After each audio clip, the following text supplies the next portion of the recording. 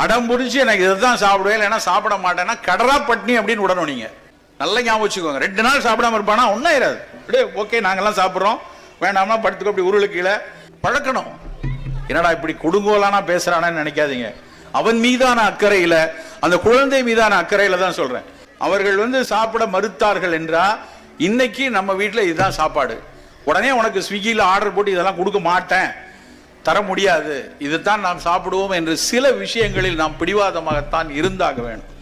ஏன்னா இன்னைக்கு இந்த உளவியல் ரீதியா நாம அழுதா நமக்கு கிடைக்கும், நம்ம அடம் பிடிச்சா நமக்கு கிடைக்கும் அப்படிங்கிற டிமாண்ட் அண்ட் சப்ளை அப்படிங்கிற ஒரு விஷயம் குழந்தைகளை மனசுக்குள்ள பதிய பதிய வருங்காலத்தில் விட்டு கொடுக்கிற தன்மை முழுசா அவங்க இழக்கிறாங்க. பரவாயில்ல, எனக்கு வேணானா பரவாயில்ல, ஓகே அப்படின்னு சொல்லி வரக்கூடிய குழந்தைகளுடைய எண்ணிக்கை குறைந்து கொண்டே வருது. பர்சன்டேஜ் அவங்க நிறைய ஆய்ந்து சொல்கிறார்கள். குறிப்பாக பெண் குழந்தைகளுக்கு சொல்றாங்க. பெண்